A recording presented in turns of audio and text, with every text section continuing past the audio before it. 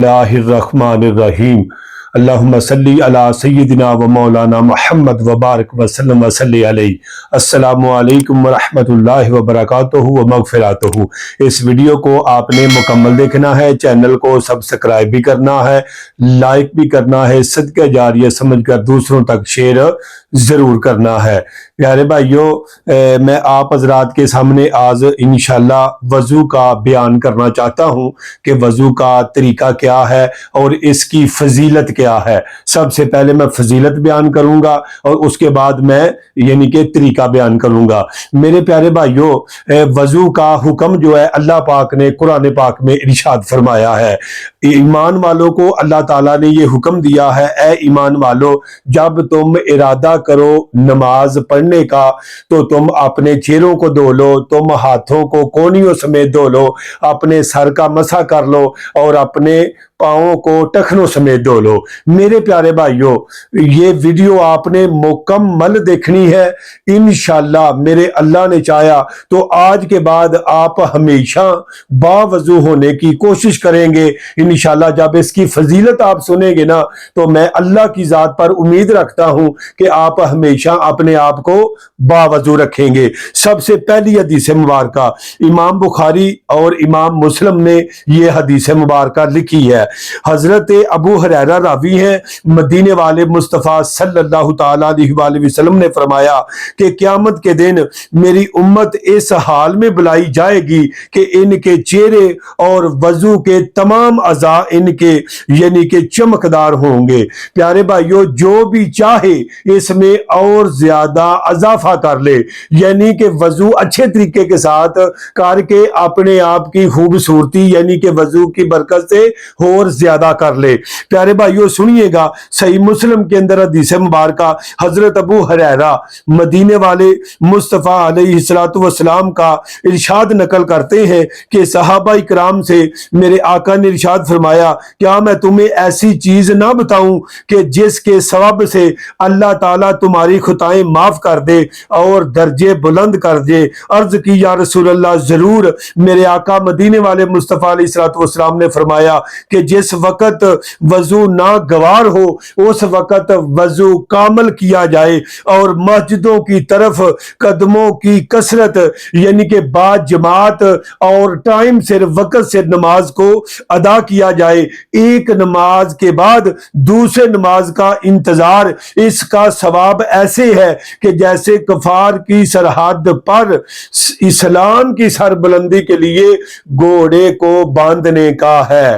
پیارے بھائیوں، تیسری حدیث مبارکہ میرے آقا مدینے والے مصطفیٰ صلی اللہ تعالی علیہ وآلہ وسلم نے فرمایا، جب انسان وضو کرتا ہے، ہاتھ دھوتا ہے تو ہاتھ کے گناہ معاف، جب اپنا چہرہ دھوتا ہے تو چہرے کے گناہ معاف، جب کلی کرتا ہے، ناک صاف کرتا ہے تو منہ کے اور ناک کے کان کے میرے پیارے بھائیوں جو گناہ ہے وہ جڑ جاتے ہیں، حتیٰ کہ جب سر کا مسح کرتا ہے سر کے گناہ معاف ہو جاتے ہیں، حتیٰ کہ ناخنوں کے نیچے، حدیث کے مفہوماً عرض کر رہا ہوں پیارے بھائیوں، ناخنوں کے نیچے جو گناہ ہوتے ہیں یہ بھی پیارے بھائیوں دھل جاتے ہیں۔ جب پاؤں دھوتا ہے تو پاؤں کے گناہ پیارے بھائیوں کہ جڑ جاتے ہیں۔ سنیے گا پیارے بھائیوں، حضرت عثمان غنی کے غلام کہ آپ نے ان سے پانی مانگا، سردی کی رات تھی، آپ باہر جانا چاہتے تھے، آپ کی بارگاہ میں کہ پانی رکھا گیا، آپ کے غلام کہتے ہیں کہ آپ کو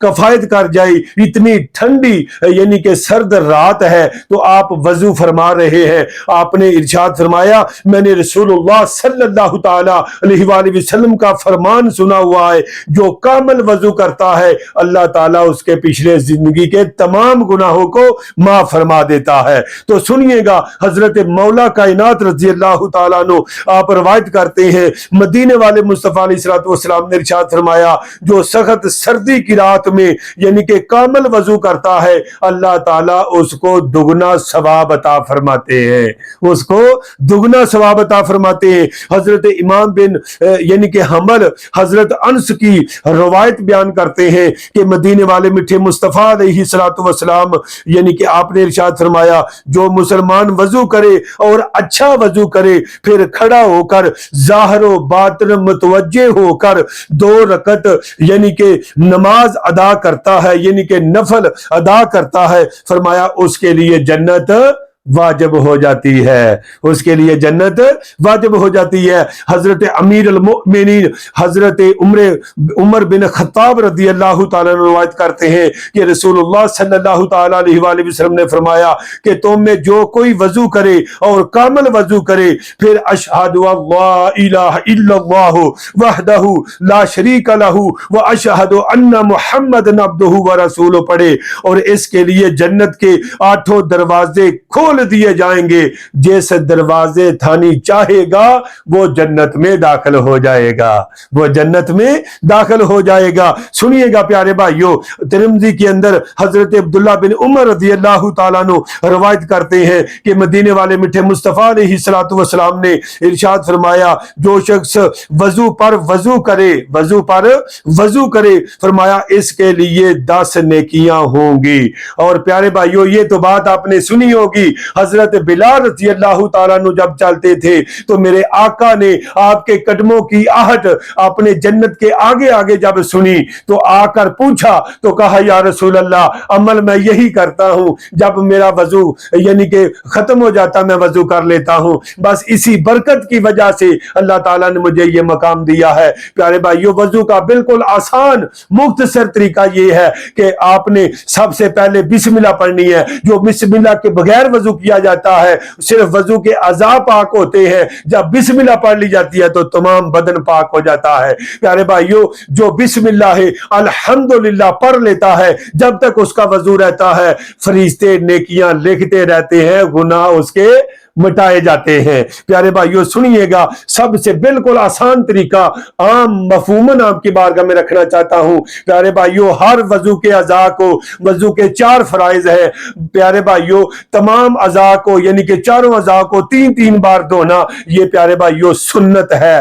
پیارے بھائیو سنیے گا سب سے پہلے آپ نے ہاتھ دھونے ہیں، اس کے بعد آپ نے مسواک کو دھو لینا ہے۔ اگر مسواک ہے جو بغیر وضو کے مسواک کی جاتی ہے پیارے بھائیو یعنی کہ وضو کے ساتھ یعنی کہ مسواک کی جاتی ہے 70 درجے اس وضو سے افضل ہے جو بغیر مسواک کے وضو کیا جاتا ہے۔ سنیے گا یعنی کہ 3 بار ہاتھ دھونے ہیں، 3 بار کلی کرنی ہے اچھے طریقے کے ساتھ یعنی کہ حلق تک، پھر ناک کی نرم ہڈی تک پانی پہنچانا ہے۔ اگر گرگرا ہو سکے تو وضو اگر روزے نہیں ہے تو وضو کے ساتھ آپ گرگرا کر سکتے ہیں یعنی کہ کلی کر سکتے ہیں۔